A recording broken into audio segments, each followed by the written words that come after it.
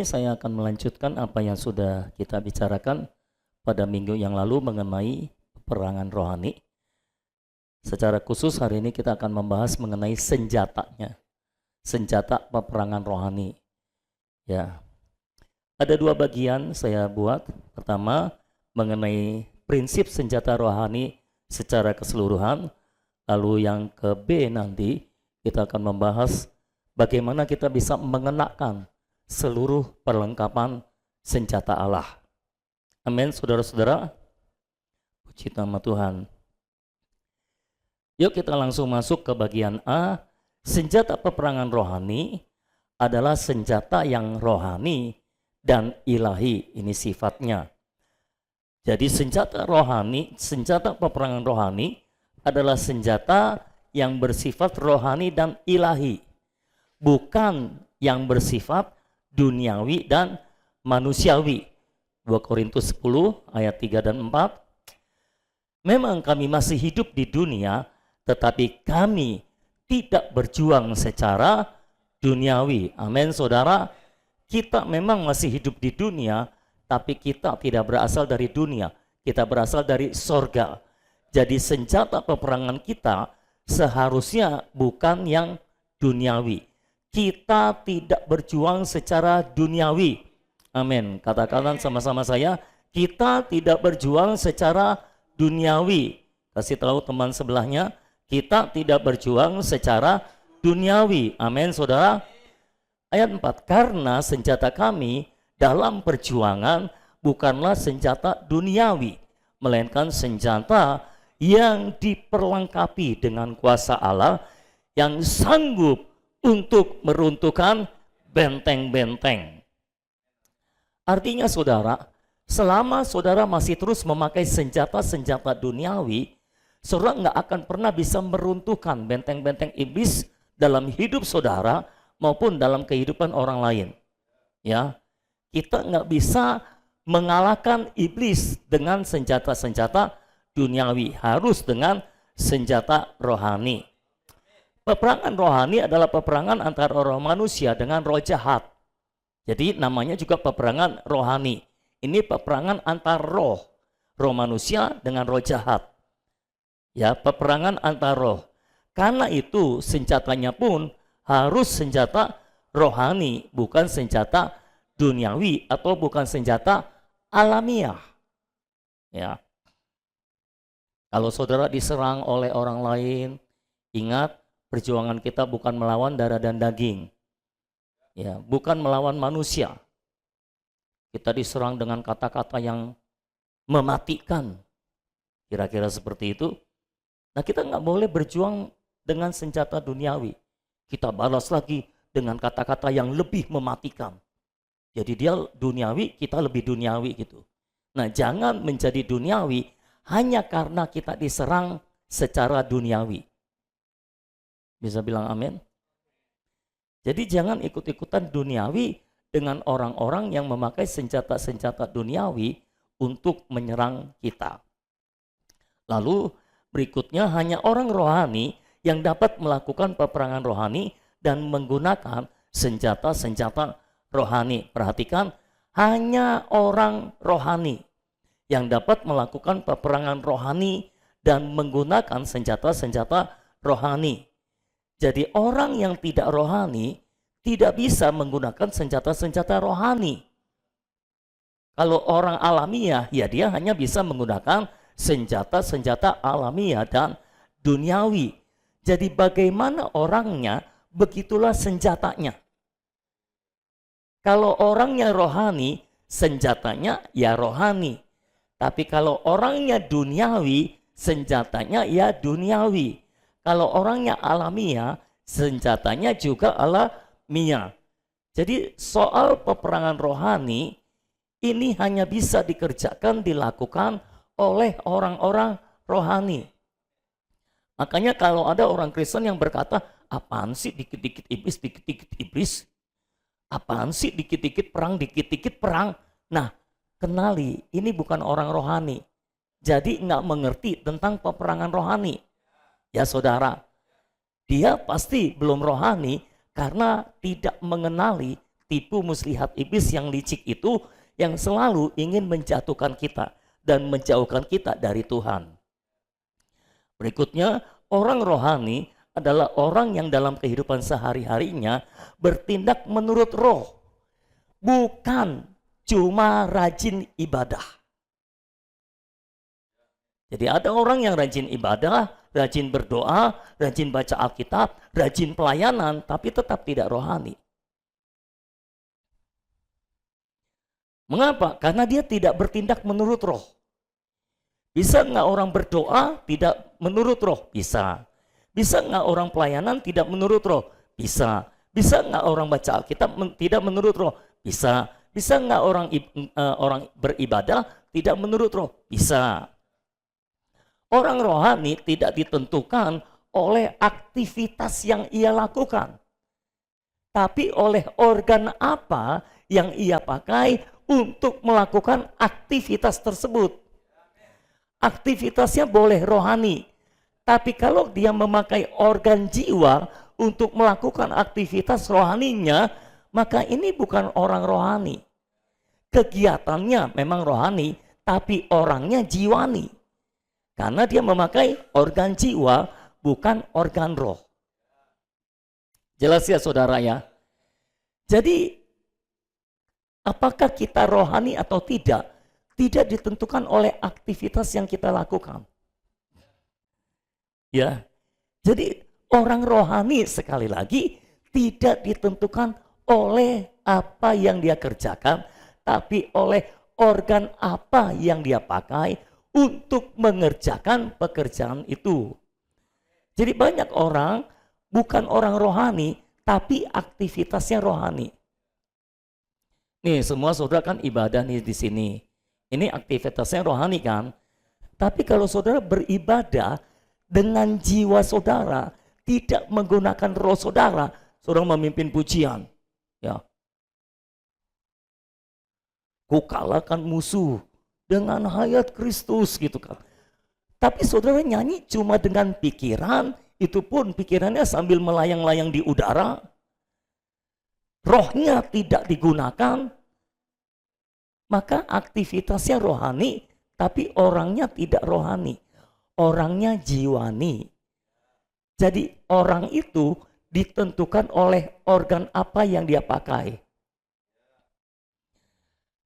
Kalau dia menggunakan jiwa untuk melakukan aktivitas rohani, dia bukan orang rohani. Dia orang jiwani yang melakukan aktivitas rohani.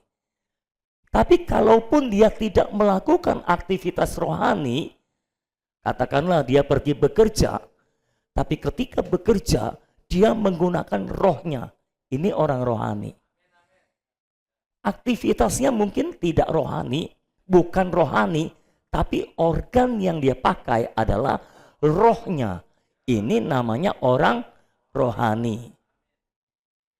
Saya khotbah, tapi kalau saya khotbah hanya menggunakan pikiran saya, maka saya adalah orang jiwani yang sedang berkhotbah, bukan menyampaikan firman Tuhan.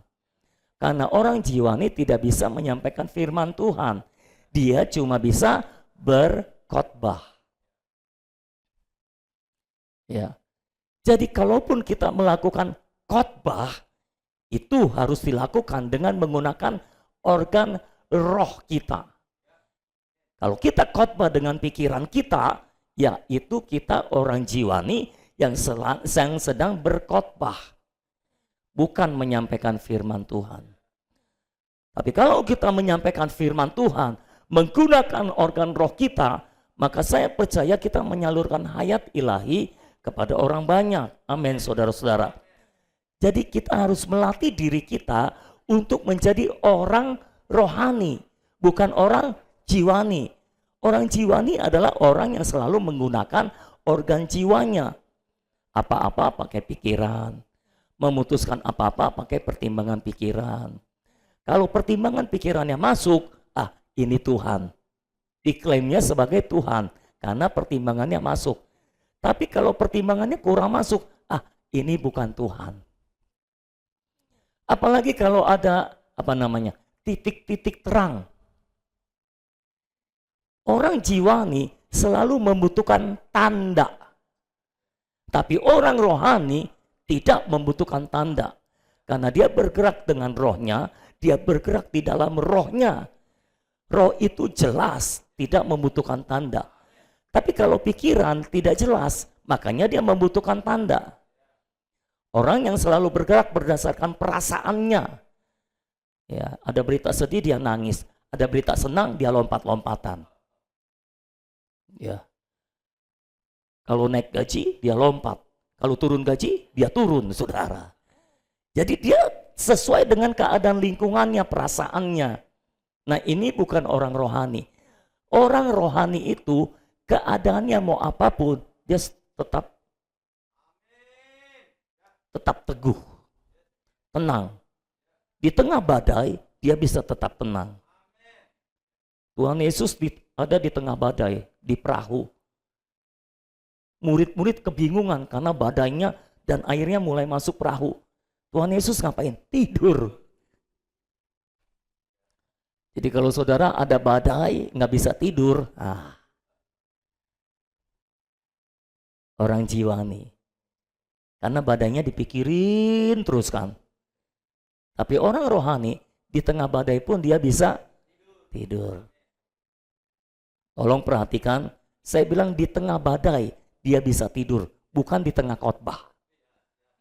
Jelas ya? Jelas ya? Kalau di tengah khotbah tidur, nah ini bukan orang rohani kayaknya. Orang kurang tidur.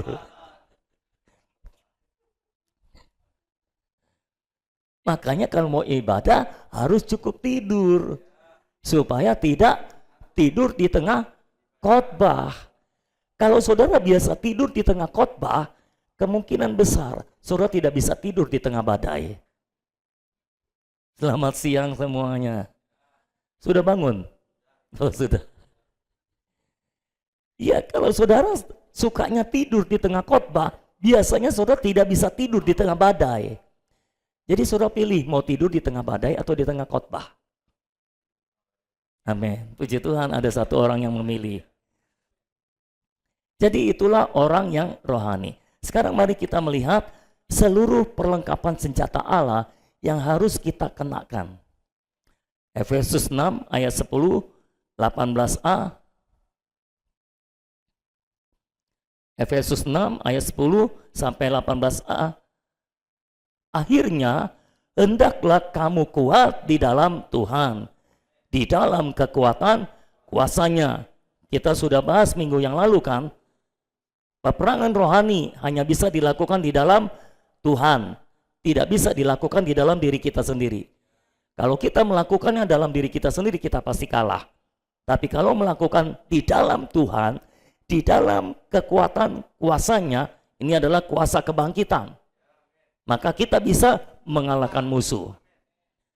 Lalu ayat 11, kenakanlah seluruh perlengkapan senjata Allah supaya kamu dapat bertahan melawan tipu muslihat iblis. Kata kenakanlah artinya kita yang harus mengenakan. Jadi seluruh senjata rohania sudah disiapkan oleh Allah, kita yang harus ambil dan kenakan. Allah tidak akan mengenakannya kepada kita, kitalah yang harus ambil dan mengenakannya. Amin. Sampai di sini paham ya saudara? Kenapa kita harus mengenakan seluruh perlengkapan senjata Allah? Supaya kita dapat bertahan melawan tipu muslihat iblis. Artinya kalau kita tidak mengenakan seluruh, perhatikan kata seluruh, kalau kita tidak mengenakan seluruh perlengkapan senjata Allah, kita nggak bisa bertahan dan melawan tipu muslihat iblis. Jadi orang yang tidak mengenakan seluruh perlengkapan senjata Allah, mungkin sebagian dia kenakan, tapi tidak seluruh. Ini orang masih gampang ditipu oleh iblis. Begitu kira-kira. Oke, ayat 12. Karena perjuangan kita bukanlah melawan darah dan daging, tetapi melawan pemerintah-pemerintah, melawan penguasa-penguasa, melawan penghulu-penghulu dunia yang gelap ini, melawan roh-roh jahat di udara. Jadi musuh kita itu bukan yang kelihatan, tapi yang tidak kelihatan. Senjata kita juga tidak kelihatan. Ayat 13, sebab itu ambillah seluruh perlengkapan senjata Allah supaya kamu dapat mengadakan perlawanan pada hari yang jahat itu dan tetap berdiri sesudah kamu menyelesaikan segala sesuatu. Jadi saudara, kita yang harus ambil seluruh perlengkapan senjata Allah.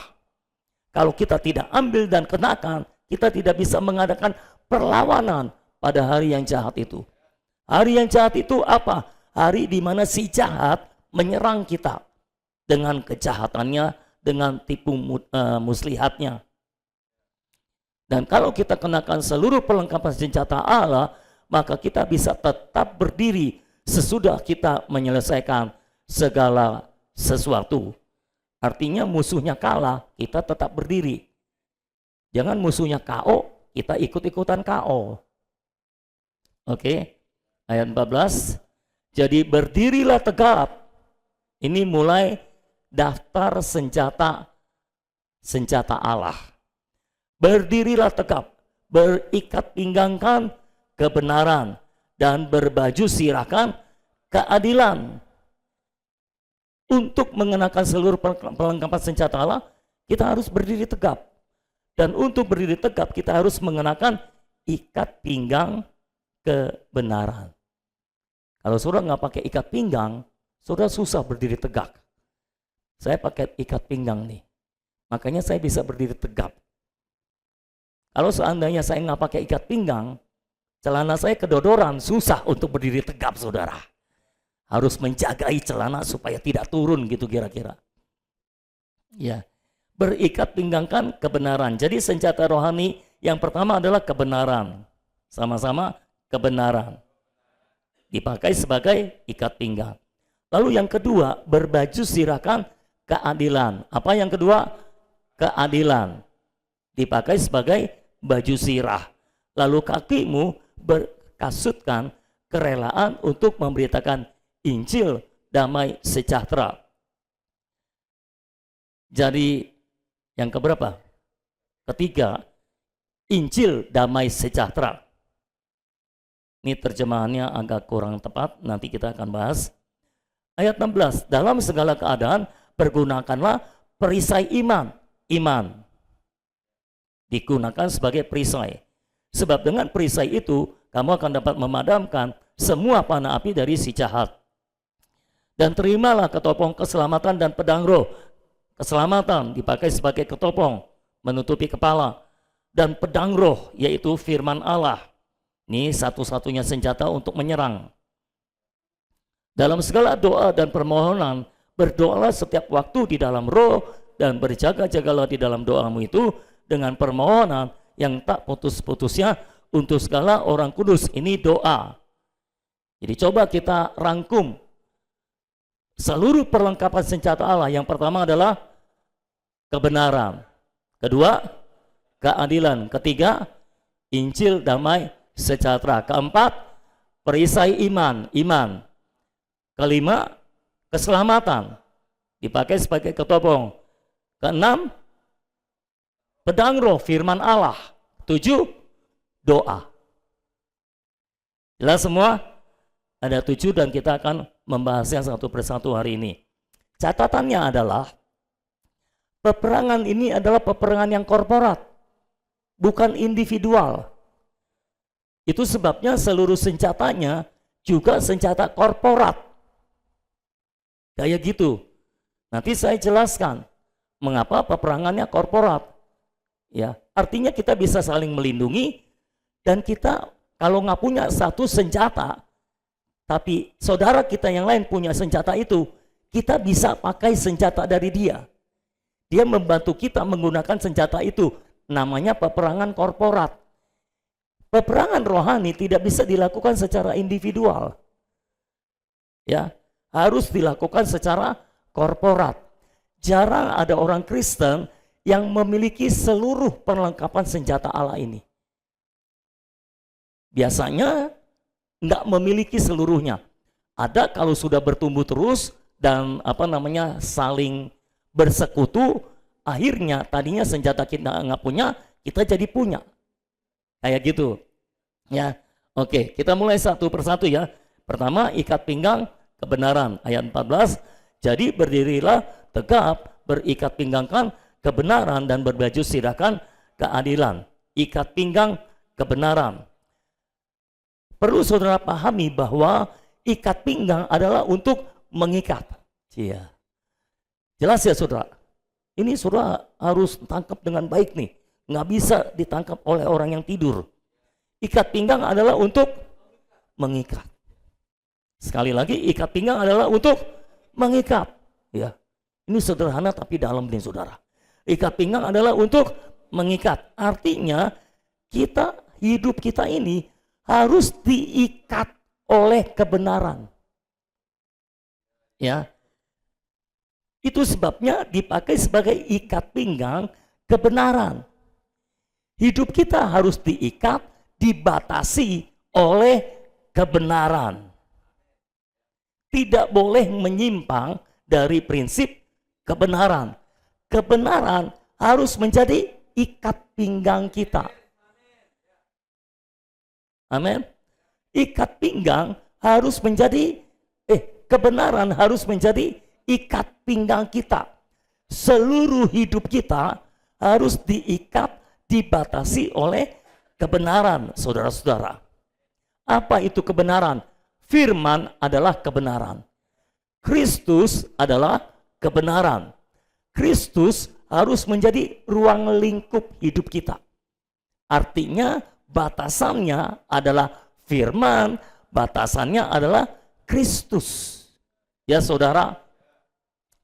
Jadi hidup kita harus dibatasi oleh kebenaran, hidup kita harus dibatasi oleh Kristus. Orang yang hidupnya, cara berpikirnya, perasaannya, tindakannya selalu dibatasi atau dipagari oleh prinsip kebenaran, ini orang sulit ditipu oleh iblis. Penyebab mengapa banyak orang gampang ditipu iblis adalah karena mereka tidak memakai ikat pinggang kebenaran. Hidup mereka tidak diikat oleh kebenaran. Mereka tidak dibatasi oleh kebenaran. Saya kasih beberapa contoh. Berapa waktu yang lalu di kelas penginjilan kita ada sharing-sharing. Lalu ada yang sharing pengalamannya, tiba-tiba dia mengalami perubahan. Dan mereka berkata, aku nggak pakai tekad gitu. Tiba-tiba aja Tuhan bekerja, nggak pakai tekad Tuhan bekerja, tiba-tiba mengalami perubahan. Ketika saudara-saudara yang lain bicara seperti itu, ikat pinggang kebenaran dalam diri saya bekerja. Saya merasa kayaknya ada yang salah. Apa yang salah? Prinsip kebenarannya apa? Prinsip kebenarannya adalah Tuhan tidak akan melanggar prinsip kehendak bebas manusia. Prinsip kebenarannya adalah kalau kita pasif, Tuhan tidak bisa bekerja. Kita harus aktif, baru Tuhan bisa bekerja.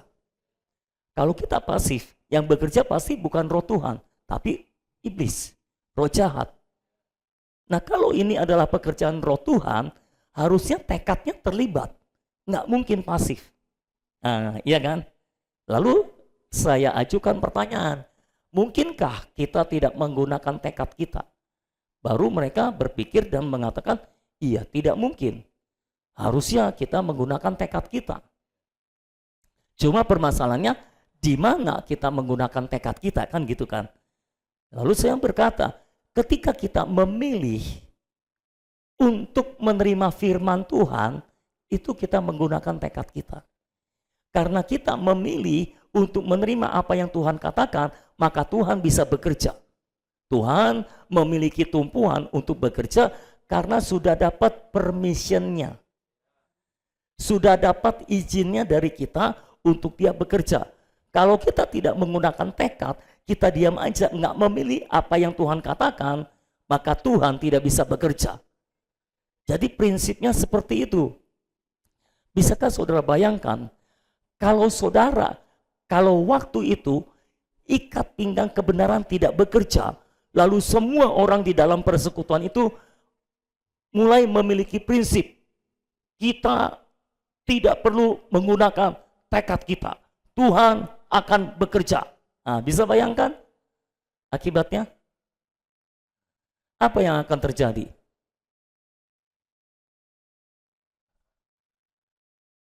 Apa yang akan terjadi? Jadi pasif. Semua jadi pasif. Kalau semua jadi pasif, iblis gampang masuk. Iya kan?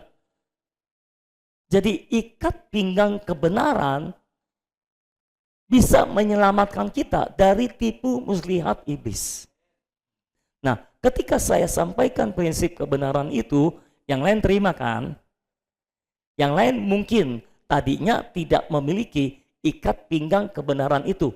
Tapi ketika saya sharingkan, mereka mulai memakai ikat pinggang kebenaran itu. Betul nggak? Semua yang saudara persekutuan itu, apakah mulai memakai ikat pinggang kebenaran itu? Prinsip kebenarannya adalah tekad kita harus digunakan supaya Roh Kudus bisa bekerja. Jadi tidak mungkin kita tidak menggunakan tekad kita. Paham ya saudara ya? Jadi seperti itu. Nah, kalau kita sudah dibatasi oleh prinsip kebenaran, kita semakin sulit ditipu oleh iblis. Betul nggak saudara? Ya. Jadi hati-hati karena iblis sangat licik dan licin. Sangat licin. Perkara yang lain adalah ada orang Kristen yang ngomong seperti ini. Udahlah, beli saja. Dia mendengar suara Tuhan. Mau beli sesuatu, Tuhan berkata, beli saja, aku adalah Allah yang mencukupi. Saudara-saudara. Nah, ini bertentangan dengan prinsip kebenaran. Karena prinsip firman Tuhan adalah kita harus mencukupkan diri dengan apa yang ada pada kita.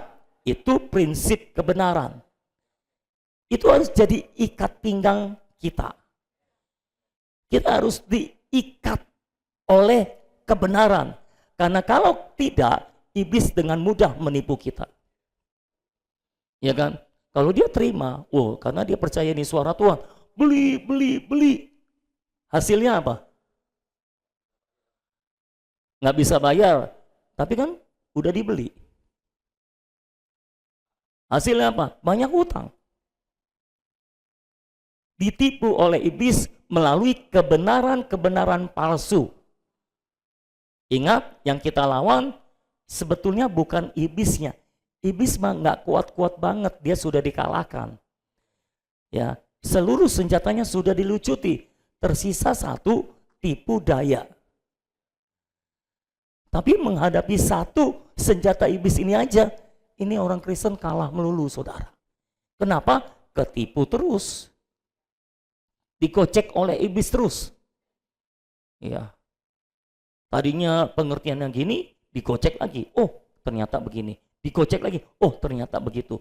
Itu sebabnya kita harus mengambil kebenaran sebagai prinsip kita, sebagai ikat pinggang kita untuk membatasi hidup kita supaya kita tidak mudah ditipu oleh iblis. Ya. Nah, ketika saya menyampaikan ini kepada orang-orang yang mendengar suara Tuhan yang salah itu, dan dia ambil kebenaran yang saya sampaikan, dia jadikan, dia pakai sebagai ikat pinggang dia, maka lain kali dia tidak akan tertipu oleh iblis. Permasalahannya adalah orang lain, saudara kita, sudah ada ikat pinggang kebenaran, dia bagikan kepada kita, kita menolaknya. Kita nggak mau terima. Seharusnya kita juga bisa punya ikat pinggang kebenaran. Tadinya kita nggak punya ikat pinggang kebenaran. Ada seorang saudara kita punya ikat pinggang kebenaran, membagikan kepada kita. Oh iya ya, kalau kita sadar, kita mau terima kebenaran yang dia bagikan, maka kita akan memiliki ikat pinggang kebenaran yang sama. Ya, jadi ini bisa korporat. Kalau saya punya ikat pinggang kebenaran, saudara belum, Saya bisa pakai ikat pinggang kebenaran saya untuk mengikat saudara. Untuk menyelamatkan saudara dari tipu daya musuh. Bisa. Nah, setelah itu, kalau saudara mengambil dan mengenakan kebenaran itu sebagai ikat pinggang saudara, maka saudara juga akan lebih sulit untuk ditipu oleh iblis melalui pengajaran-pengajaran yang palsu, saudara-saudara. Jelas ya saudara? Ya. Lalu Kristus juga menjadi ruang lingkup kita. Saudara benar-benar harus dibatasi oleh Kristus. Kadang-kadang mungkin firman tidak berkata dengan tegas mengenai sesuatu perkara. Misalnya katakanlah saudara mau beli sesuatu. Kan di dalam firman tertulis nggak ada kan. Misalnya saudara mau beli tas misalnya. Ya. Kan nggak ada firman tertulis mengatakan dilarang beli tas. Apalagi kalau tasnya sudah banyak. Nggak ada firman tertulis gitu kan. Tapi ketika saudara mau beli tas, tapi Kristus di dalam saudara berbicara, menghalangi saudara. Kristus di dalam saudara berbicara, jangan gitu. Kadang-kadang Tuhan kalau bicara suka pakai cak-cak gitu saudara. Jangan gitu. Jangan gitu kan. Nah, kalau kita bersedia memakai Kristus sebagai ikat pinggang kebenaran kita, tas yang sudah kita ambil, sudah mau dibawa ke kasir, kita balik lagi, kita taruh lagi. Dan semua wanita berkata, oh amennya lemes banget.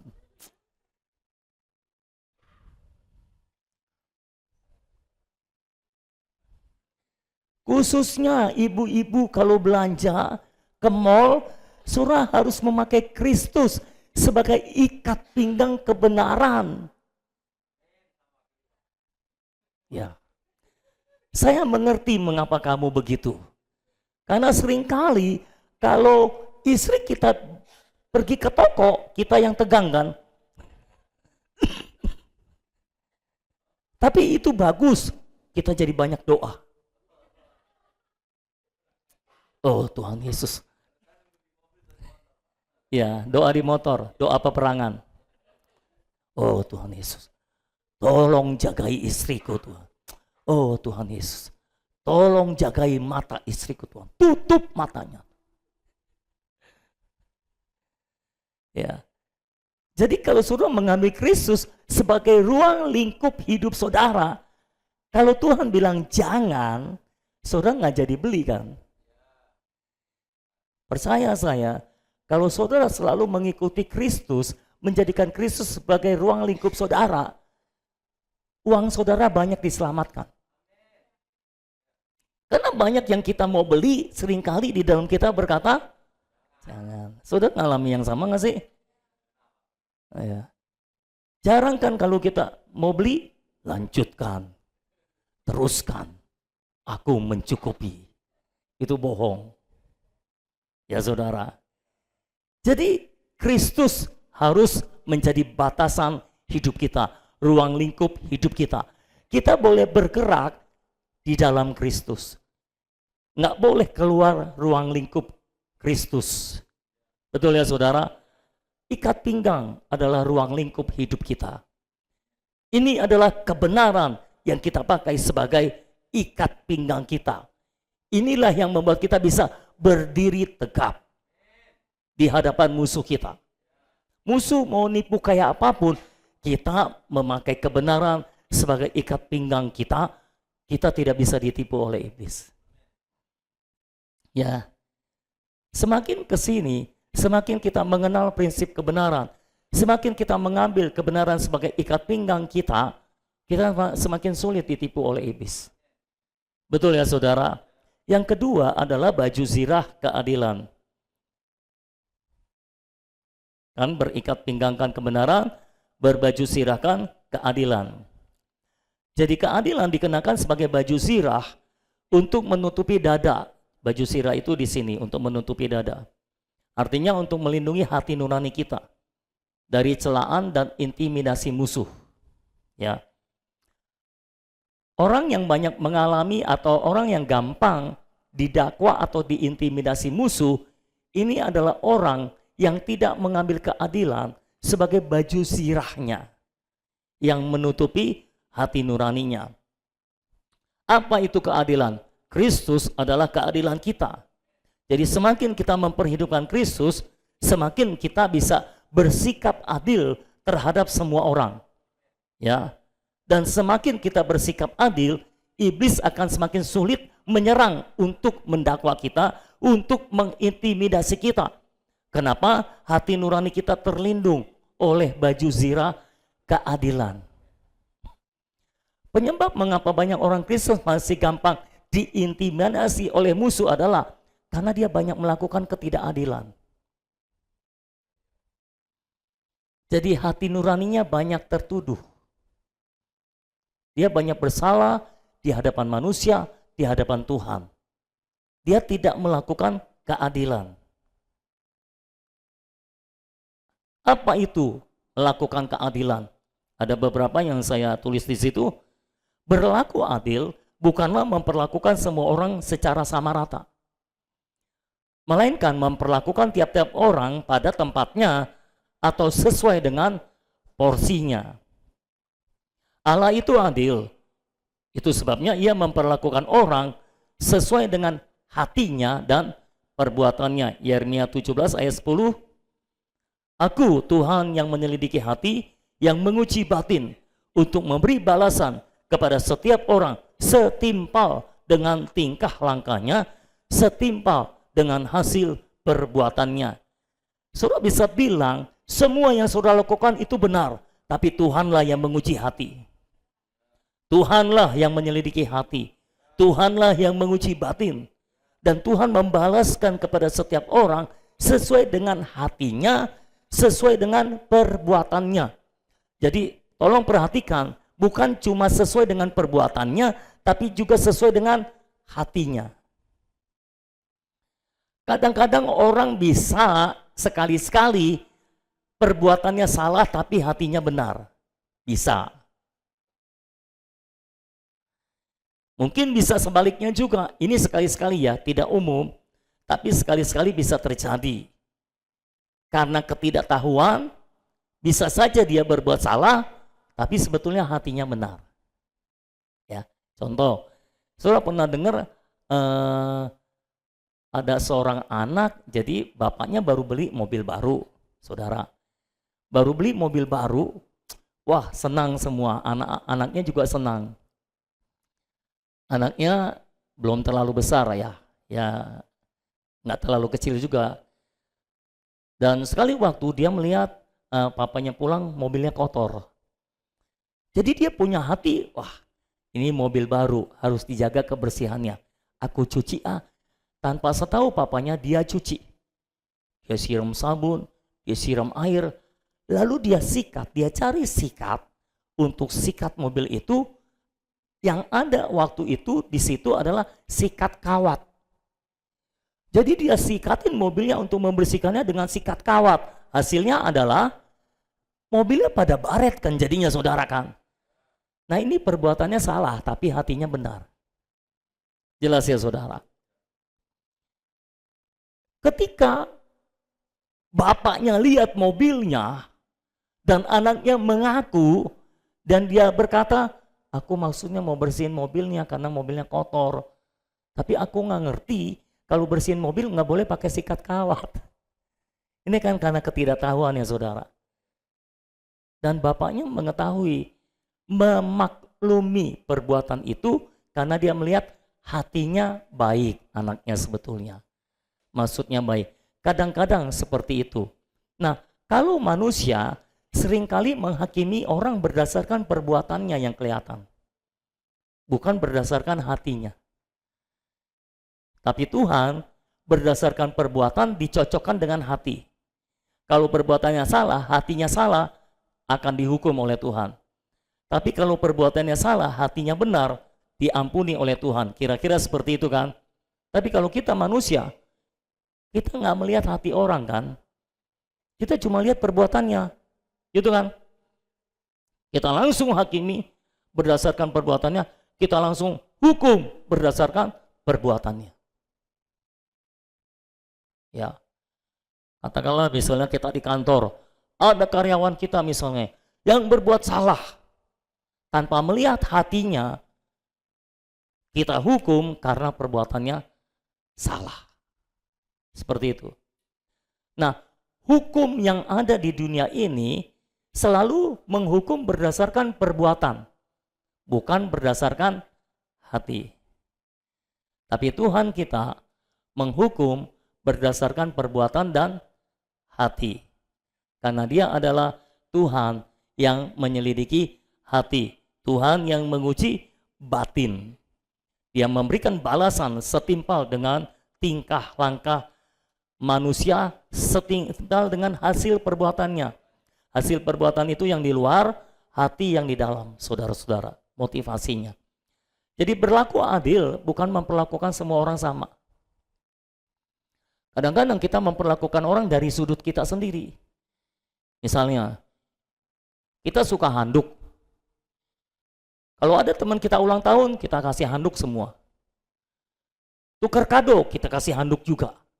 Apapun, kita kasih handuk. Kenapa? Kita sukanya handuk. Jadi orang mau perlu handuk atau nggak perlu handuk, kita kasih handuk semua. Kenapa kita sukanya handuk? Ya. Nah, kita harus berlatih untuk seperti Tuhan berlaku adil.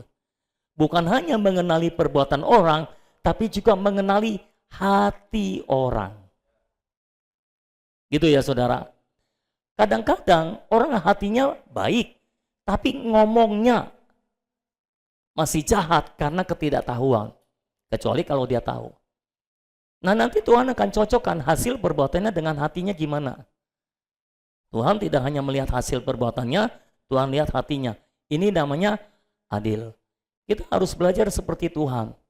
Kita mengenakan Tuhan sebagai baju sirah keadilan kita. Jangan memperlakukan semua orang sama rata. Berlakulah adil. Sesuai dengan porsinya. Sesuai dengan tingkah langkahnya dan perbuatannya, juga sesuai dengan hatinya. Amin, saudara. Sampai di sini jelas.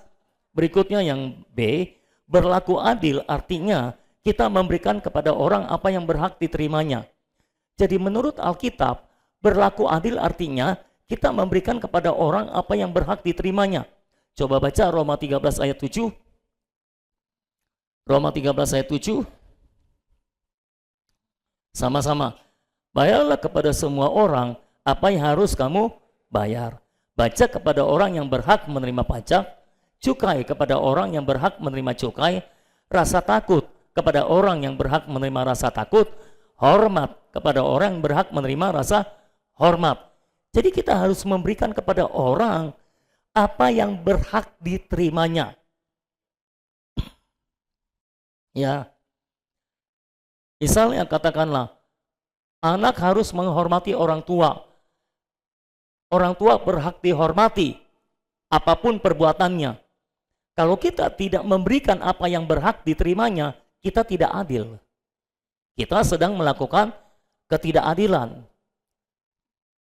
Pemerintah misalnya, satu sisi pemerintah harus adil terhadap semua rakyat, betul? Tapi lain sisi kita juga harus adil terhadap pemerintah. Pemerintah memberikan keadilan bagi kita, tapi kalaupun pemerintahnya belum adil, kita tetap bersikap adil.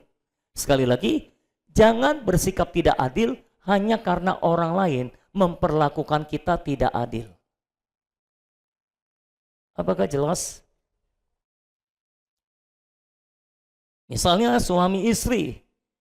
Suami harus mengasihi istri, istri harus tunduk pada suami. Berikan apa yang berhak diterimanya. Jangan kita berlaku tidak adil hanya karena dia tidak adil. Jelas ya saudara? Jadi kita akan dinilai oleh Tuhan. Apakah kita bersikap adil atau tidak?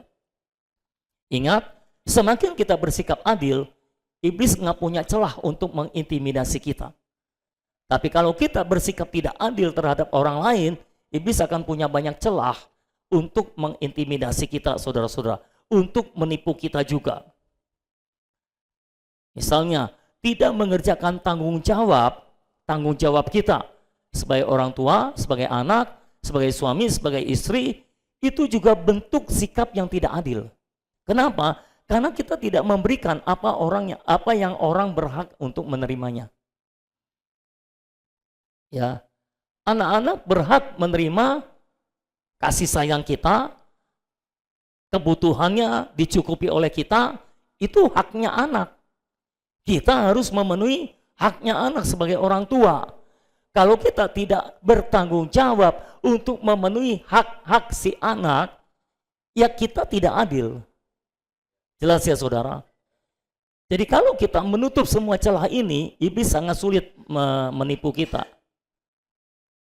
Dan seringkali orang-orang yang tidak memiliki keadilan dalam hidupnya, seringkali itu adalah orang yang seringkali merasa diperlakukan tidak adil. Entah mengapa manusia itu seperti itu. Kalau dia tidak adil, dia akan merasa dia diperlakukan tidak adil. Kalau dia suka menipu, dia akan merasa selalu ditipu oleh orang lain. Kalau dia suka mencuri, dia akan merasa dia paling banyak dicuri oleh orang lain. Kalau dia suka berbohong, dia akan merasa dia paling banyak dibohongi oleh orang lain. Manusia itu seperti itu. Apakah semua di sini manusia? Berarti seperti itu. Betul nggak? Ya. Karena itu hal-hal seperti ini kita harus pahami supaya kita nggak ditipu oleh iblis, saudara-saudara. Ingat, lawan kita senjatanya adalah tipu daya. Kita harus tutup semua celah agar iblis tidak bisa masuk untuk menipu kita. Kita harus berlaku adil terhadap semua orang. Apa yang berhak mereka terima harus kita berikan. Karena kalau tidak, di hadapan Tuhan kita bersalah. Perhatikan baik-baik. Kalau di hadapan Tuhan kita bersalah, iblis ada alasan untuk menggocoh kita. Tuhan tidak bisa berbuat apa-apa untuk melindungi kita karena kita memang bersalah di hadapan Tuhan. Jelas ya saudara?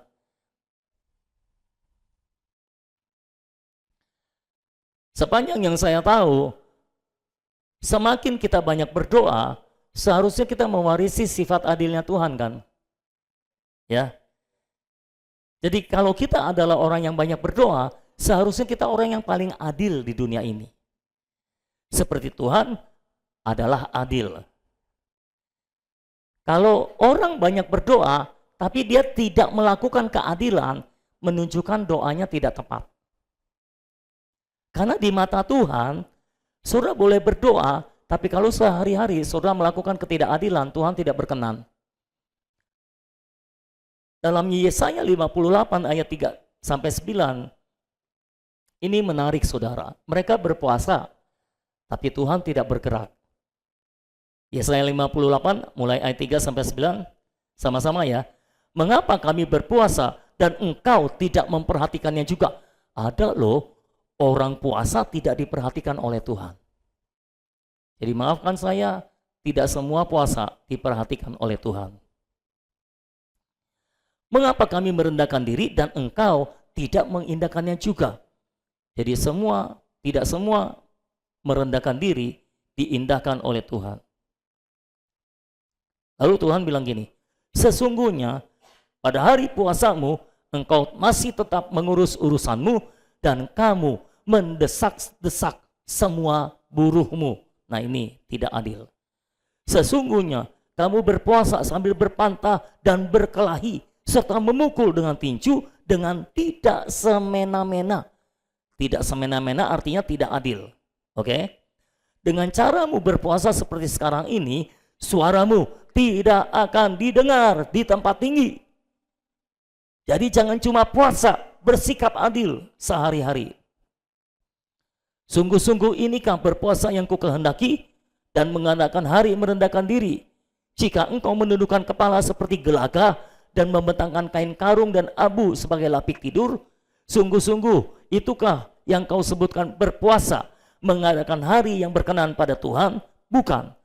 Berpuasa yang ku kehendaki ialah supaya engkau membuka belenggu-belenggu kelaliman. Amin. Melepaskan tali-tali kuk, supaya engkau memerdekakan orang yang teraniaya dan mematahkan setiap kuk. Itulah puasa yang Tuhan kehendaki. Di mata Tuhan, puasa itu bukan soal tidak makan dan tidak minum saja, tapi soal sikapmu dalam kehidupan sehari-hari terhadap orang lain.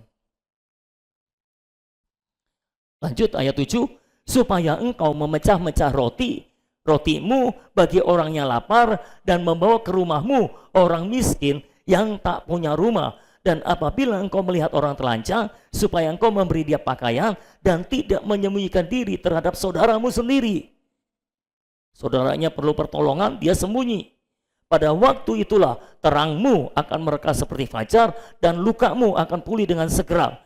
Kebenaran menjadi barisan depanmu, dan kemuliaan Tuhan barisan belakangmu. Pada waktu itulah engkau akan memanggil, dan Tuhan akan menjawab.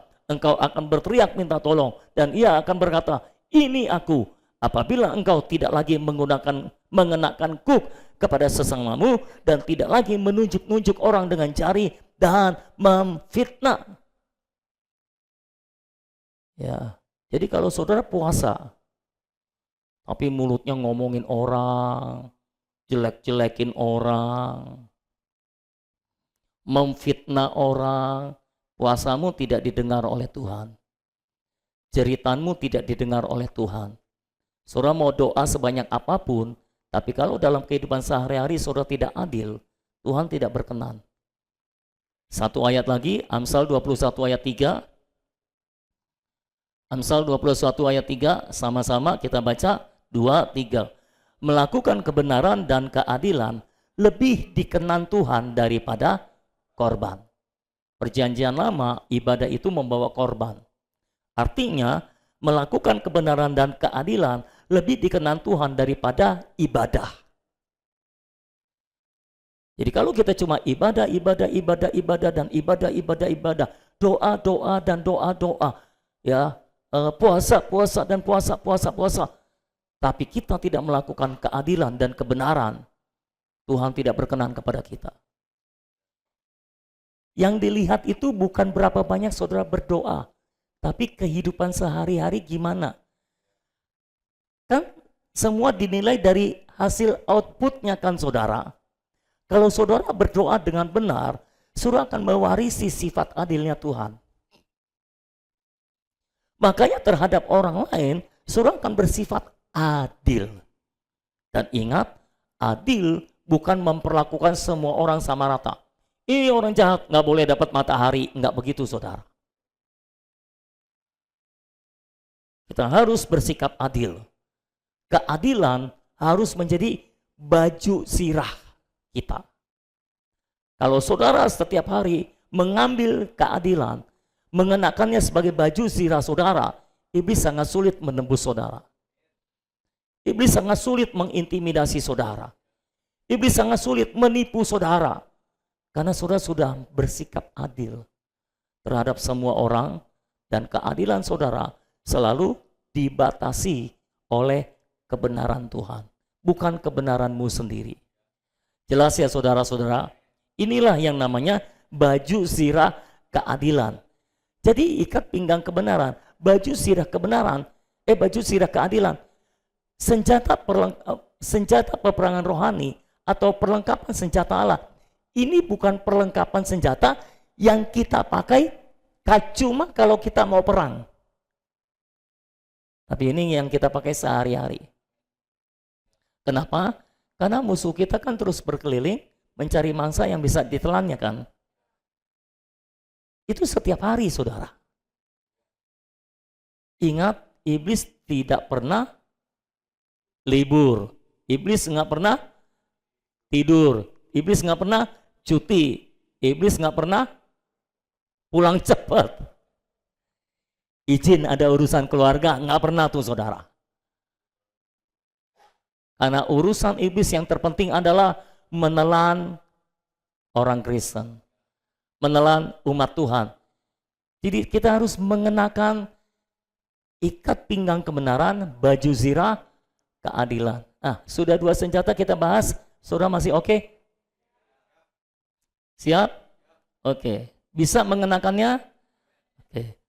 Nah, saya sarankan, kalau saudara belum bisa bersikap adil terhadap orang lain, ya kembali, saudara bisa tanya kepada orang yang punya baju zirah keadilan, dan bisa di-sharing baju zirah keadilannya. Kalau saudara mau ambil, nanti saudara jadi punya baju zirah keadilan juga. Jelas ya saudara ya? Ini namanya korporat. Jadi kalau saudara merasa saudara belum punya baju zirah keadilan, saudara bisa bersekutu dengan orang yang saudara lihat sudah punya baju zirah keadilan. Nanti baju zirah keadilan itu bisa jadi milik saudara. Sehingga pada akhirnya semua umat Tuhan punya seluruh perlengkapan senjata Allah. Tapi terus terang, saya jarang melihat umat Tuhan, orang Kristen, bahkan hamba Tuhan yang punya seluruh perlengkapan senjata Allah ini. Jarang. Baru 2 saja nih, baru 1 dan 2, ikat pinggang kebenaran dan baju zirah keadilan. Banyak orang Kristen yang sudah gugur ini. Iya kan?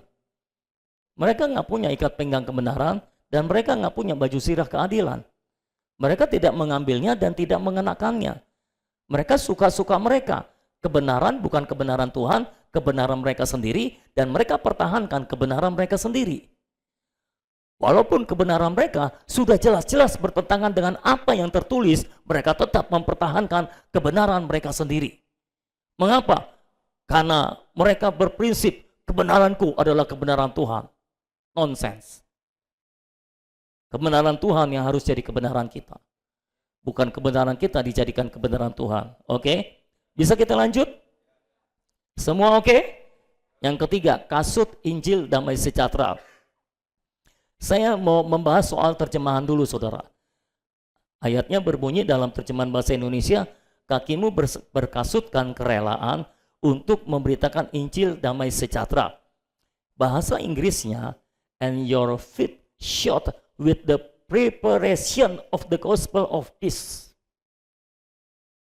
Jadi kerelaan di situ lebih tepat diterjemahkan persiapan.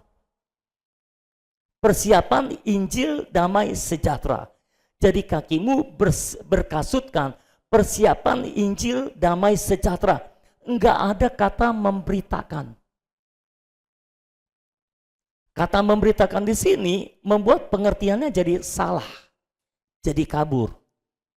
Ya, karena orang Kristen, pokoknya kalau ada Injil, kaitannya dengan memberitakan. Ini bukan itu sebetulnya. Ini bukan tentang memberitakan Injil. Kata persiapan atau nantilah kita bahas di bawahnya. Saya ada kasih catatan di bawahnya. Tapi saya mau tekankan, sebetulnya penekanannya bukan Injil, tapi Injil damai sejahtera. Kristus sebagai damai sejahtera kita adalah Injil damai sejahtera. Apa itu Injil damai sejahtera? Efesus 2 ayat 11 sampai 14, coba kita lihat. Efesus 2 ayat 11 sampai 14. Sudah sama-sama ya. Karena itu ingatlah bahwa dahulu kamu sebagai orang-orang bukan Yahudi menurut daging yang disebut orang-orang tak bersunat oleh mereka yang menamakan dirinya sunat, yaitu sunat lahiria yang dikerjakan oleh tangan manusia, bahwa waktu itu kamu tanpa Kristus tidak termasuk kewargaan Israel dan tidak mendapat bagian dalam ketentuan-ketentuan yang dijanjikan, tanpa pengharapan dan tanpa Allah di dalam dunia. Tetapi sekarang di dalam Kristus Yesus, kamu yang dahulu jauh sudah menjadi dekat oleh darah Kristus, karena dialah damai sejahtera kita yang telah mempersatukan kedua pihak yang telah merubuhkan tembok pemisah, yaitu perseteruan. Inilah Injil damai sejahtera. Injil damai sejahtera ini, Kristus yang menjadi damai sejahtera kita ini telah menyatukan dua tembok yang selama itu nggak bisa bersatu, selalu terpisah. Orang Yahudi dan orang bukan Yahudi, orang bersunat dan orang tak bersunat. Pemisahannya selalu seperti itu. Ya, orang benar, orang kafir. Ya, pewaris janji, bukan pewaris janji. Orang bukan Yahudi nggak pernah bisa bersatu dengan orang Yahudi. Orang bersunat nggak bisa bersatu dengan orang yang tak bersunat. Makanya kita yang tak bersunat, bukan keturunan Yahudi, dibilang dulu itu jauh. Tapi oleh darah Kristus, kita sudah menjadi dekat. Dan Kristus itu telah menyatukan dua tembok yang tadinya tidak pernah bisa bersatu, disatukan. Orang Yahudi dan orang bukan Yahudi menjadi satu, namanya gereja Tuhan atau tubuh Kristus. Sekarang tidak ada lagi orang Yahudi atau bukan Yahudi. Sekarang tidak ada lagi orang bersunat atau orang tak bersunat. Sekarang yang ada adalah gereja, umat Tuhan, tubuh Kristus, disatukan oleh darah Yesus. Inilah namanya Injil damai sejahtera. Satu ayat lagi, jadi yang dimaksud ayat ini kira-kira diwakili oleh Roma 12 ayat 18. Roma 12 ayat 18 sama-sama, sedapat-dapatnya kalau hal itu bergantung padamu, hiduplah dalam perdamaian dengan semua orang. Ayat yang lain berkata, sebagai anak Allah kita harus menjadi pembawa damai. Kira-kira seperti itu maksudnya. Nah, dalam ketiga ayat ini, kata damai sejahtera memakai istilah Yunani yang sama, yaitu eirene. Itu damai sejahtera. Lalu kata kerelaan itu persiapan, ini berasal dari kata Yunani hetoimasia.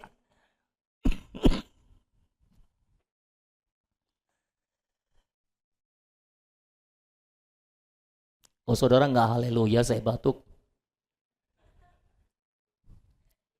Lupa ya. Hetoimasia. Ini mengacu kepada seorang yang melakukan persiapan pendahuluan sebelum seorang raja datang ke satu daerah. Jadi artinya ketika kita pergi ke satu daerah atau ketika kita berada dimanapun, kita seharusnya menjadi orang-orang yang mempersiapkan supaya ada damai sejahtera yang berasal dari Injil di situ.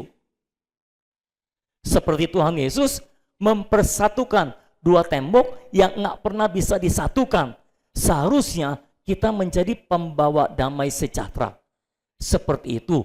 Bukan lawan pembawa damai sejahtera adalah pembawa perpecahan. Pemecah belah. Ya. Jadi kaki kita harus berkasutkan persiapan untuk mempersiapkan damai sejahtera yang berasal dari Injil masuk. Misalnya, ada dua orang yang sedang berselisih. Kalau saudara di situ, pastikan saudara menyatukan dua orang yang berselisih ini.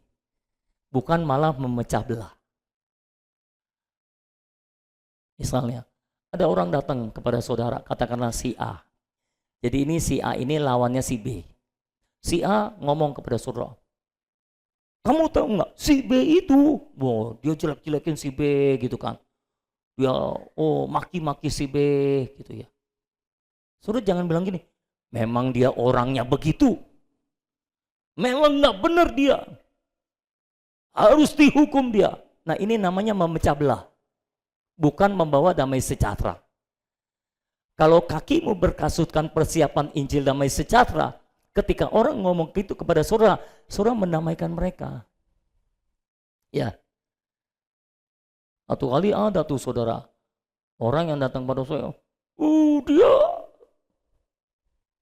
telah membohongi saya. Gitu kira-kira saudara. Dia ngomong gini ternyata begitu. Saya pakai begini begitu aja ya saudara ya. Kira-kira gitu. Lalu saya bilang, ya kamu cross check aja sama dia. Benarnya begini atau begitu gitu kan saudara. Nggak mau, saya nggak mau cross check. Lah, kalau kamu nggak mau cross check ya udah terima aja apa adanya. Lalu akhirnya saya bilang, kamu tahu nggak, dengan pikiran-pikiran seperti ini, itu kan saudara seiman. Itu pikiran dari mana? Itu memecah belah kamu antara satu saudara dengan saudara yang lain. Dia sadar saudara. Itulah Injil damai sejahtera. Kakimu berkasutkan persiapan Injil damai sejahtera. Dimanapun saudara ada, seharusnya saudara mempersiapkan jalan untuk damai sejahtera yang berasal dari Injil masuk ke dalam daerah itu. Di antara dua orang, di antara dua kelompok yang berselisih. Jangan orang sudah berselisih, saudara ngomporin. Memang kompor. Pokoknya kalau ada api, siram bensin. Wah, tambah berkobar-kobar. Tambah ribut saudara. Jangan jadi pemecah belah. Intinya gitu. Kakimu harus berkasutkan persiapan. Haleluya. Makasih. Kakimu berkasutkan persiapan Injil damai sejahtera, itu maksudnya. Jadi di mana saudara berada, kemana saudara pergi, damai sejahtera Allah turun di situ. Dua orang berselisih, dua kelompok berselisih, saudara datang, damai sejahtera turun di situ. Kakimu berkasutkan persiapan Injil damai sejahtera. Jadi kemanapun saudara pergi, saudara mempersiapkan jalan untuk damai sejahtera Injil masuk ke dalam ruangan itu, atau ke dalam masalah itu, atau ke dalam diri orang itu. Jangan orang datang sama saudara tanpa damai sejahtera, saudara ngomporin, malah memecah belah. Dengar baik-baik saudara ya.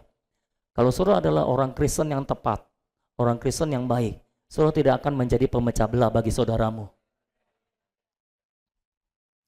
Saudara akan selalu menjadi pembawa damai. Ya, kalau hal itu bergantung pada saudara, sedapat-dapatnya, buatlah damai sejahtera di situ. Ya, saya tahu ada banyak saudara yang sebetulnya damai sejahtera di dalam rumahmu, di dalam kantormu, di dalam apamu, itu bergantung pada saudara sebetulnya. Tapi masalahnya, saudara nggak mau berkasutkan persiapan Injil damai sejahtera. Saudara lebih suka pakai kasut pemecah belah. Kemana-mana ada orang lagi bersatu, dipecah belah. Kalau dua orang, misalnya di dalam gereja, kalau dua orang akrab, saudara cemburu. Harusnya dia akrabnya sama gua dong, kenapa dia akrabnya sama dia? Lah, orang dia suami istri akrab, kenapa sih? Kok saudara yang ngiri gitu loh. Kadang-kadang ketika kita berteman, temannya akrab banget kan. Itu daging. Kita nggak boleh berteman secara, sama yang ini soulmate, sehidup semati. Gua itu di gereja cuma cocok sama dia loh. Nggak tahu kenapa sama yang lain kurang cocok. Ada yang salah dalam dirimu. Dalam hidup gereja, seharusnya kita bisa berdamai dengan semua orang. Kita bisa cocok dengan semua orang di dalam gereja. Bayangkan, kalau saudara nggak bisa cocok dengan semua orang dalam gereja, apalagi di luar gereja. Kalau saudara nggak cocok dengan orang yang satu DNA, kalau saudara nggak bisa cocok dengan saudara-saudaramu, gimana dengan orang yang di luar sana? Lah, di gereja aja nggak cocok melulu, gimana di kantor? Makanya biasanya orang yang di kantor ini nggak cocok, pindah kerja. Di kantor lain nggak cocok lagi, pindah kerja lagi. Di kantor lain nggak cocok, pindah kerja lagi. Biasanya kelakuannya di gereja sama. Di gereja ini nggak cocok, pindah gereja. Di gereja ini nggak cocok, pindah lagi gerejanya. Gereja ini nggak cocok, pindah lagi. Entah nggak cocok dengan jemaatnya, dengan pengerjanya, dengan pendetanya. Kadang-kadang nggak cocok dengan penyambut tamunya. Masa gua datang nggak disenyumin? Sakit hati gara-gara nggak disenyumin, nggak cocok. Nggak enak ini gerejanya. Pindah ke gereja lain. Cari yang penyambut tamunya senyum manis. Wah, ketika masuk, ini nih baru nih penyambut tamunya asik nih. Senyumnya, giginya keluar semua saudara. Ketika duduk nggak cocok sama pemimpin pujiannya. Ayo saudara kita berdiri. Masa puji-pujian di situ nggak enak, berdiri terus capek, gitu kan saudara. Baru duduk suruh berdiri lagi. Udah cocok sama penyambut tamu, sama pemimpin pujian, nggak cocok sama pendetanya khotbahnya. Khotbahnya kelamaan, gitu saudara. Kalau dia khotbah ngantuk, lah saudara yang ngantuk kenapa selain yang khotbah?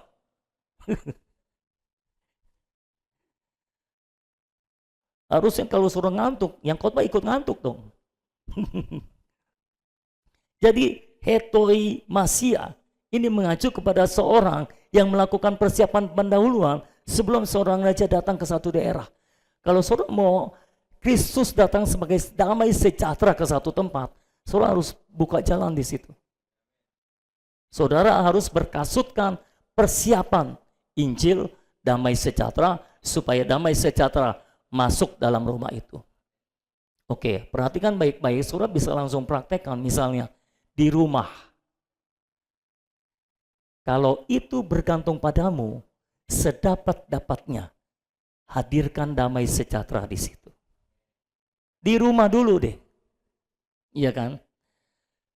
Saya banyak perhatikan suasana di rumah itu banyak dipengaruhi oleh apa saudara? Oleh ibu. Ego. Enggak, maksudnya suasana di rumah, suasananya drama, horor, komedi gitu loh saudara. Ya tenang apa. Itu kebanyakan dipengaruhi oleh istri atau ibu di rumah. Saya perhatikan, kalau di rumah, kalau suami yang marah, suasana rumah nggak terlalu pengaruh. Tapi kalau istri yang lagi rungsing, seluruh rumah horor rasanya. Bener ya? Tuh, udah ada yang ngangguk-ngangguk satu istri saudara. Ya. Betul gitu. Kalau Eko yang marah, nggak peduli orang. Tapi kalau istri yang marah, seluruh rumah rasanya nggak enak. Coba perhatikan. Kok bisa gitu? Ya nggak tahu, saya juga. Saya ini cuma berdasarkan hasil survei gitu saudara. Surveinya memang seperti itu. Ayo ngaku. Yang lain. Ngaku. Cuma satu yang berani ngaku. Karena ini suami istri kompak ngaku. Kalau yang lain nunggu. Kalau dia ngaku, gua ngaku gitu saudara. Kalau gua ngaku duluan, wah nanti ribut di rumah gitu kan saudara. Suasananya jadi nggak damai sejahtera. Jadi yang mempengaruhi apakah di rumah ada damai sejahtera atau tidak, kebanyakan itu dipengaruhi oleh istri atau ibu. Dan ibu-ibu berkata, masih ada yang nggak rela rupanya saudara. Ya. Ini cuma faktanya seperti itu. Saudara coba, ya. Makanya Alkitab bilang istri itu harus punya roh yang lemah lembut dan tentram. Kenapa dia harus punya roh yang lemah lembut dan tentram? Kan enggak dibilangkan para suami harus punya roh yang lemah lembut dan tentram. Tapi istri harus punya roh yang lemah lembut dan tentram. Kenapa? Karena kalau istri punya roh yang lemah lembut dan tentram, rumah jadi tentram juga. Damai sejahtera.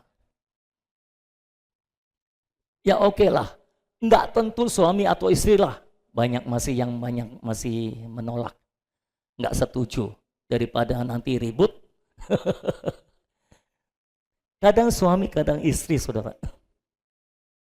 Tapi saya mau beri dorongan buat para istri, buat para ibu, para istri. Ya, kalau istri punya roh yang lemah lembut dan tentram, biasanya suasana rumahnya lebih damai sejahtera.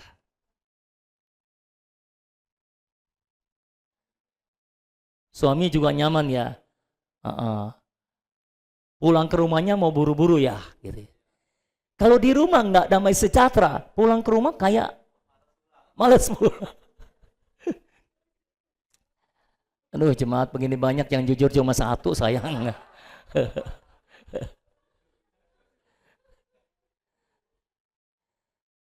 Maksud saya adalah para istri, kalau hal itu bergantung padamu, sedapat-dapatnya hadirkan damai sejahtera di dalam rumahmu. Maka semua akan damai sejahtera. Amin, saudara. Bayangkan suami pulang kerja capek-capek nih, pulang kerja. Istrinya langsung pasang muka merengut gitu ya. Kan bete banget saudara ya. Iya. Sampai kita kadang-kadang suka merasa, apa gua salah masuk ya? Ini masuk rumah atau neraka sih gitu kan saudara.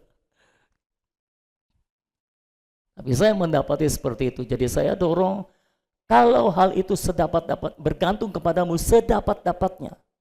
Hiduplah dalam damai sejahtera dengan semua orang. Amin, saudara-saudara. Jadilah orang yang berkasutkan persiapan damai sejahtera dari Injil. Supaya dimanapun engkau melangkah, kakimu melangkah, maka di situ ada damai sejahtera dari Injil.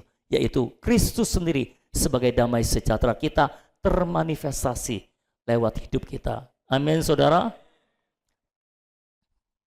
Nah, kalau kita menjadi pembawa damai dan bukan pemecah belah, maka iblis akan dipersempit ruang geraknya. Terus dibatasi, dipersempit. Dan dia akan sulit menyerang gereja. Penyebab mengapa gereja terpecah-pecah adalah karena banyak jemaat tidak berkasutkan persiapan Injil damai sejahtera. Setiap kali datang ke gereja, dia membawa perpecahan. Bukan damai sejahtera Injil. Ya, di gereja bawa perpecahan. Ya, ada persekutuan, di persekutuan bawa perpecahan juga. Tapi kalau saudara berkasutkan persiapan Injil damai sejahtera, maka dimanapun saudara berdiri, dimanapun saudara ada persiapan untuk masuknya damai sejahtera dari Injil di tempat itu. Amin, saudara-saudara. Semua mau jadi pembawa damai? Itulah kasut persiapan Injil damai sejahtera. Jadi ini bukan tentang memberitakan Injil sebetulnya, oke? Kenapa? Kita bisa uji dalam pengalaman. Orang yang membawa damai sejahtera lebih sulit ditipu oleh iblis, betul nggak? Tapi orang yang memberitakan Injil masih mudah ditipu oleh iblis kan? Apalagi dia memberitakan Injil tapi tidak membawa damai sejahtera. Ini orang ditipu oleh iblis. Kalau orang bisa memberitakan Injil tapi tidak membawa damai sejahtera, itu membuktikan dia ditipu oleh iblis. Ya. Jadi kalau kita memberitakan Injil, kita masih mudah ditipu oleh iblis. Tapi kalau kita adalah pembawa damai sejahtera, dimanapun kita berada, iblis sulit menipu kita. Bahkan iblis jadi sulit menipu gereja. Iblis sulit memecah belah gereja. Perhatikan, rata-rata gereja di dalamnya banyak perpecahan. Ya. Bahkan gembalanya itu kalau khotbah nyinggung-nyinggung jemaat terus, nyinggung-nyinggung pengerja terus, itu membuktikan ada perpecahan di situ. Ya. Nah, ini khotbahnya juga tidak membawa Injil damai sejahtera, tapi malah ngomporin yang sudah ada perpecahan. Ya. Jadi kalau saudara yang tugas berkhotbah di sini, saudara harus bawa damai sejahtera, bukan perpecahan. Amin, saudara-saudara. Jadi sehingga tidak ada lagi perpecahan di dalam gereja Tuhan. Jadi kalau sekali waktu saudara didatangi oleh salah satu jemaat, dan jemaat itu ngaduin jemaat yang lain. Kamu tahu nggak tuh jemaat itu, konyol banget, gini. Saudara jangan ngomporin. Ya, satukan mereka dalam damai sejahtera Kristus. Sehingga mereka tidak terpecah belah. Jangan izinkan pemecah belahan terjadi di dalam gereja Tuhan. Karena pecah belah selalu berasal dari iblis dan adalah iblis. Nggak ada perpecahan berasal dari Tuhan. Kalau Tuhan memanfaatkan perpecahan, saya percaya. Tapi kalau perpecahan berasal dari Tuhan, tidak mungkin. Tuhan tidak mau gerejanya terpecah-pecah. Karena gereja adalah tubuhnya sendiri. Jadi semua saudara, hiduplah dalam damai sejahtera Injil, dan jadilah orang yang selalu mempersiapkan jalan untuk damai sejahtera Injil masuk turun dalam kehidupan semua orang, semua kelompok, sehingga tidak ada perpecahan di dalam gereja Tuhan. Saudara harus belajar menghargai sesama tubuh Kristus. Jangan ngomongin yang negatif tentang anggota tubuh yang lain. Jelas nggak saudara? Ya. Jangan ngomongin. Kalau saudara adalah orang rohani, saudara nggak akan suka ngomongin yang negatif tentang saudaramu yang lain. Saudara akan melihat keindahan dalam diri saudaramu yang lain. Amin.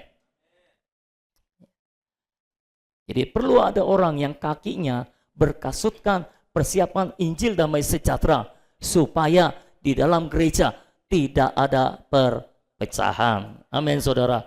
Dengan demikian, iblis tidak bisa memecah belah gereja. Iblis tidak bisa memecah belah kita sesama saudara seiman, saudara-saudara. Amin.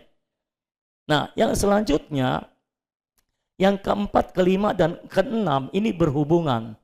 Ini semua sebetulnya untuk memadamkan panah api dari si jahat, yaitu perisai iman, pedang roh, ketopong keselamatan, dan pedang roh. Perisai iman kan dipakainya di kiri ya saudara ya. Pedang di tangan kan, di kanan kan. Ini kalau yang bukan kidal. Kalau yang kidal mungkin perisai di kanan, pedang di kiri. Tapi ini saling melengkapi kan. Perisai untuk nangkis, dan pedang ini juga bisa nangkis juga sih. Bisa nyerang, bisa nangkis juga kan. Saudara pernah lihat film silat kayak gitu kan? Orang kalau dipanah-panah gitu, cang, tang gitu kan. Gitu saudara. Kira-kiranya seperti itu. Nah, ketopong keselamatan ini juga saling berhubungan ketiganya ini. Ini paketan nih. Ketopong keselamatan untuk melindungi kepala, melindungi pikiran. Ya. Jadi kita harus mengambil iman sebagai perisai yang menangkis panah api dari si jahat. Lalu kita harus mengambil keselamatan dalam Tuhan Yesus sebagai ketopong kita yang melindungi kepala kita, dan pedang dan firman Tuhan kita ambil sebagai pedang roh yang melindungi kita juga dari panah api si jahat, dan sekaligus bisa membalas, mengkonfrontasi panah api dari si jahat. Kita bahas satu persatu. Yang keempat, perisai iman. Jadi ini iman yang dikenakan sebagai perisai untuk menangkis. Nah, panah api si jahat ini adalah cobaan-cobaan, usulan-usulan, keraguan-raguan, pertanyaan-pertanyaan, dusta-dusta, dan pokoknya berbagai serangan iblis yang lain dalam pikiran kita. Ini adalah panah api dari si jahat. Panah api dari si jahat ini tujuannya adalah untuk memporak-porandakan hati kita, masuknya dari pikiran kita, saudara-saudara. Ya, panah api dari si jahat. Panah api itu nggak boleh diizinkan masuk ke dalam pikiran kita. Harus ditangkis dengan perisai iman. Karena kalau sampai masuk, perhatikan, namanya adalah panah api. Jadi panah api itu kalau nancep, dia bukan sekedar nancep, tapi berkobar di dalam. Semakin dipikirin, semakin berkobar. Saudara pernah ngalami itu? Ya. Jadi ada satu panah api dari si jahat masuk ke dalam pikiran kita. Kepalanya nggak pakai ketompong keselamatan, perisai iman nggak menangkisnya, pedang roh juga nggak ada, saudara-saudara. Masuk ke dalam pikiran kita. Di dalam dia berapi. Makin panas, makin dipikirin makin panas. Jelas nggak saudara? Contoh, katakanlah misalnya,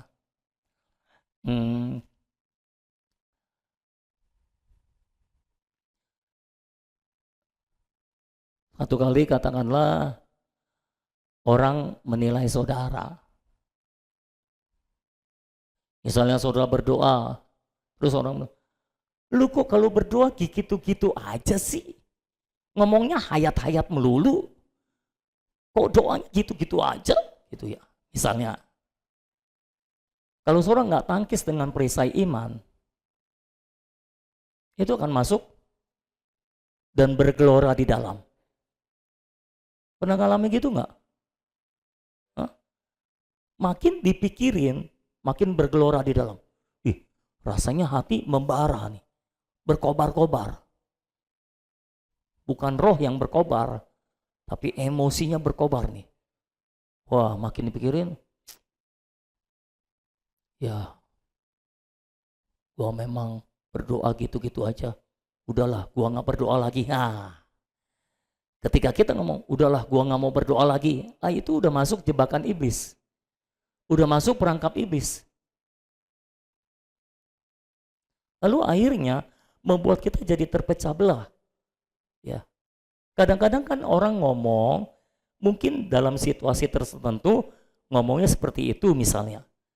Tapi kitanya jangan mau terima panah api dari si jahat. Jadi semua yang terjadi di luar kita itu bisa dijadikan panah api oleh si jahat untuk menyerang kita. Semua yang kita dengar, semua yang kita lihat, semua yang kita alami, semua yang kita rasakan, itu semua bisa jadi panah api dari si jahat. Ya, saudara misalnya melihat berita, berita terjadi kejahatan di sana sini. Kalau saudara izinkan itu masuk, terus bergelora di dalam saudara, semakin saudara pikirkan semakin takut. Saudara jadi takut, saudara jadi takut, saudara jadi takut. Jadi apapun yang ada di luar kita, itu roh-roh jahat bisa mengikutinya. Kalau kita izinkan masuk, roh jahat masuk. Kalau ada berita-berita menakutkan, kita dengar lalu masuk. Kita nggak menutup hati. Kita nggak tangkis dengan perisai iman. Masuk ke dalam kita. Maka roh ketakutan akan menyertainya. Itulah panah api dari si jahat. Makin lama makin berkobar di dalam. Makin takut. Sampai kita nggak berani keluar rumah. Anak-anak kita larang keluar rumah juga. Kalau saudara punya perisai iman, saudara akan tangkis dengan perisai iman. Ketika ketakutan mendatangi pikiran saudara, saudara akan bisa berkata, Tuhan ada besertaku. Aku tidak perlu takut. Ya. Tuhan adalah keselamatanku. Kepada siapakah aku harus takut? Nah, ini udah pedang roh ya, perisai iman. Nah, perisai iman ini adalah sebetulnya kepercayaan kita yang objektif. Jadi kebenaran yang kita percayai. Ini bukan tindakan iman. Bukan iman yang subjektif, tapi iman yang objektif. Kebenaran yang kita percayai. Jadi iman di sini adalah iman yang objektif. Kita bisa memakai kebenaran-kebenaran yang telah menjadi kepercayaan kita untuk menangkis setiap panah api dari si jahat yang mau masuk. Dan tolong disadari, setiap saat iblis berusaha memasukkan panah api dari si jahat. Terus berusaha, ya. Kalau kita nggak punya iman untuk menangkis semua perkataan-perkataan negatif dari si jahat, itu akan masuk dan menguasai hidup kita. Karena dia panah api, makin lama makin berkobar di dalam, makin menguasai kita, makin membakar hidup kita dan menghabiskan kita, menghabisi hidup kita. Karena itu hati-hati terhadap panah api dari si jahat. Dia selalu ingin memasukkan ketakutan, dia selalu ingin memasukkan kesedihan, dia selalu ingin memasukkan kelemahan dan sebagainya. Pokoknya tujuan dia adalah untuk mencuri, membunuh dan membinasakan. Itu saja. Dan terus terang panah api si jahat ini jahat banget, licik banget, halus banget. Kalau kita tidak hati-hati, pokoknya ciri-cirinya gini saudara, kalau di dalam hati saudara sudah panas, ya, atau lemah, atau takutnya makin membara, itu ciri-ciri panah api sudah mulai masuk dalam hidup saudara. Ya, saudara harus pakai perisai iman saudara untuk keluarin itu, untuk keluarin. Inilah perisai iman.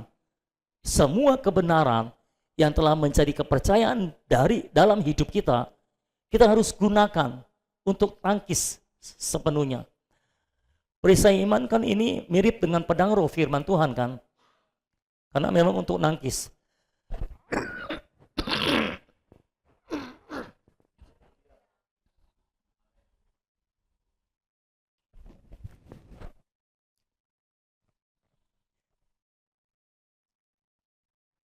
Ya, jadi ini perperangan kita seperti itu.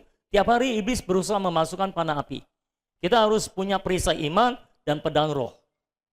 Dengan pedang roh, dengan firman Tuhan yang hidup dalam diri kita.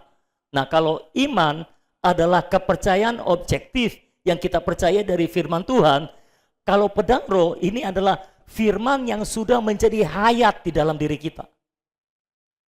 Jadi kalau ada panah api, dia muncul untuk mengkonfrontasi, untuk melawan balik, menyerang balik. Itu pedang roh. Jelas ya saudara ya? Ketopong keselamatan coba sekarang. Ketopong keselamatan adalah untuk melindungi kepala kita, pikiran kita dari pelbagai gangguan si jahat. Ketopong keselamatan artinya kita diperlengkapi dengan pikiran orang yang telah diselamatkan. Orang yang telah memiliki hayat Allah. Orang yang telah memiliki hati baru, roh baru, dan Allah Tritunggal di dalamnya. Saudara harus memperlengkapi pikiran saudara dengan pikiran orang yang telah diselamatkan. Saudara harus tahu bahwa saudara adalah orang yang telah diselamatkan, telah dilahirkan kembali. Di dalam saudara ada hayat Allah, ada hati baru, ada roh baru, ada Allah, ada Yesus Kristus, ada Roh Kudus di dalam saudara. Ya, jadi kita harus selalu memakai pola pikir bahwa kita adalah orang yang telah diselamatkan. Kita harus berpikir sebagai anak-anak Allah. Seringkali kalau iblis mau memberikan ketakutan dalam diri saya, muncul firman itu, ya. Saya tangkis dengan kepercayaan saya terhadap firman Tuhan, dan muncul firman Tuhan juga bahwa Allah adalah Allah yang mengendalikan segala sesuatu. Ya, kalaupun terjadi peristiwa buruk dalam hidup saya, itu pasti sudah melewati screeningnya Allah. Ya, Allah yang mengizinkan, Allah yang menghendakinya. Dan kalau Allah mengizinkan, saya tidak perlu takut apapun juga. Saya percaya pada pengaturan Allah. Apapun yang saya alami itu baik buat saya, itu baik buat gereja Tuhan. Ya saudara, jadi itu seringkali muncul seperti itu. Ya, nah kalau kita belum percaya pada kebenaran tentang pengaturan Allah, ini kita sulit untuk menangkis semua ketakutan. Kita harus punya kepercayaan pada pengaturan Allah, baru kita bisa tangkis semua ketakutan-ketakutan itu. Ya. Lalu pakai pedang roh juga. Itu firman akan muncul. Langsung pedang roh, firman Allah. Jadi firman Allah yang kita baca atau dengar harus menjadi roh dan hayat yang bisa digunakan sebagai pedang untuk membungkam perkataan iblis dalam pikiran kita. Kalau firman itu tidak menjadi roh dan hayat, dia nggak bisa jadi pedang roh. Ya, kata firman di situ memakai istilah Yunani rema, artinya firman seketika, firman yang spontan diberikan oleh Allah. Jadi setiap kali perkataan iblis datang mengganggu kita, maka rema akan muncul secara spontan untuk mematahkan setiap siasat si iblis. Itu yang saya bilang, kalau firman sudah menjadi roh dan hayat dalam diri kita, setiap kali ada perkataan iblis yang masuk dalam pikiran kita, itu firman muncul langsung. Ini namanya firman rema. Karena firman rema berasal dari logos, maka ini juga berhubungan dengan apa yang kita percayai dari firman-Nya. Kembali saya mengingatkan ini adalah senjata korporat.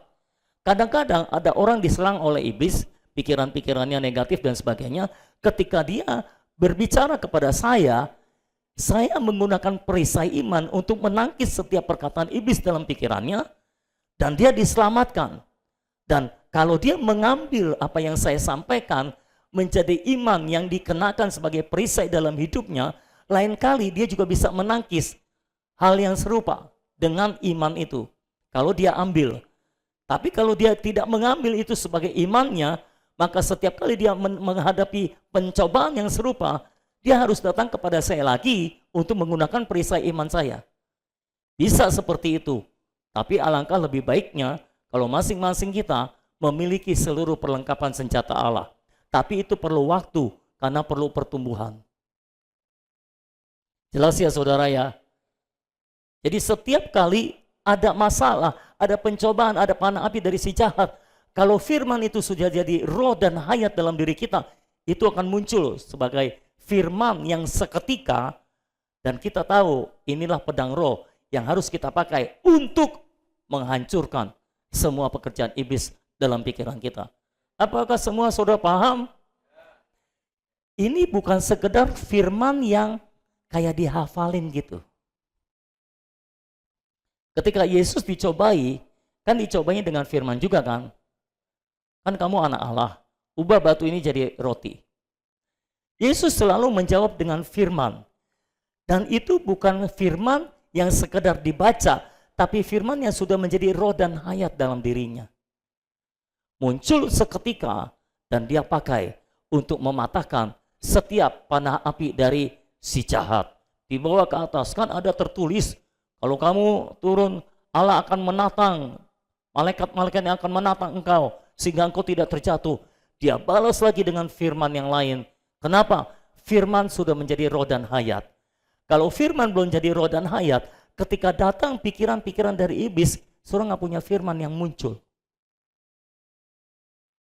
Akhirnya saudara harus pakai firman yang sembarangan, ngacak, atau cari aja di Alkitab gitu. Seperti itu. Tapi alangkah lebih baiknya kalau firman itu muncul dari dalam saudara, karena itu sudah menjadi roh dan hayat bagi saudara. Itulah pedang roh. Selama firman belum jadi roh dan hayat bagi kita, maka itu belum bisa menjadi pedang roh.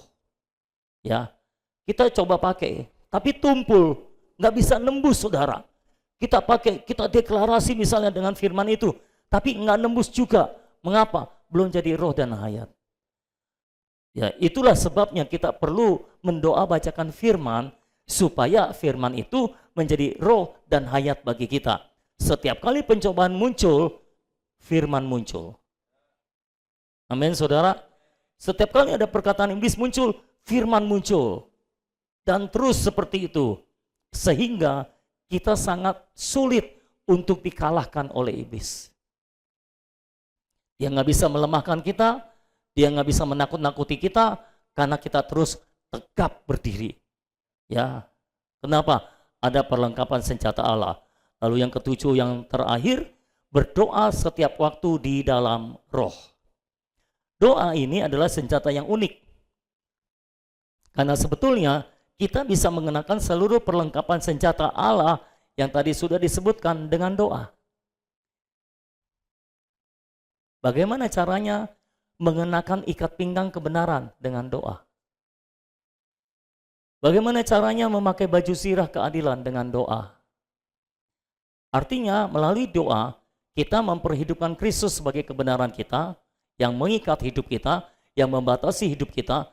Dengan doa kita bisa memakai Kristus, memperhidupkan Kristus sebagai keadilan kita yang menjadi baju sirah kita, sehingga kita memiliki sifat yang sama, yaitu adil, saudara-saudara. Ya, dengan doa kita juga bisa memakai kasut persiapan Injil damai sejahtera. Dengan doa kita juga bisa mengenakan perisai iman. Ketika pencobaan datang, bagaimana caranya menggunakan perisai iman? Dengan doa. Ya kan? Dengan doa semuanya. Kita menggunakan pedang roh. Bagaimana caranya menggunakan pedang roh? Dengan doa. Semua dengan doa. Doa baca firman adalah doa. Jadi semua dengan doa. Ketopong keselamatan.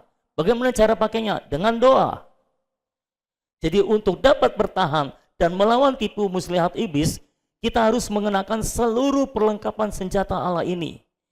Tidak bisa cuma salah satunya. Tapi Pak, saya belum ada seluruhnya. Kalau belum ada seluruhnya dalam hidupmu, engkau bisa pinjam sama yang sudah punya. Ketika dia menggunakan senjata Allah itu, ya, maka engkau dibebaskan. Dan kalau engkau mau mengambil itu menjadi milikmu, itu juga bisa. Bagaimana caranya? Dengan doa. Semua dengan doa. Jadi ada 7 seluruh perlengkapan senjata Allah.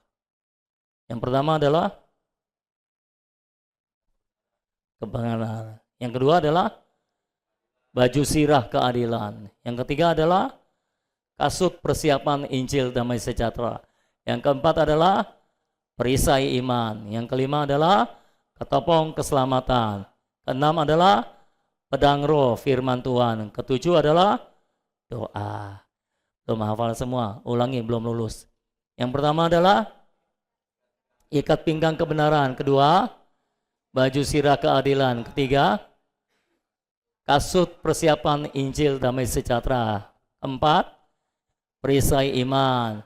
Kelima, ketopong keselamatan. Keenam, pedang roh. 7, doa.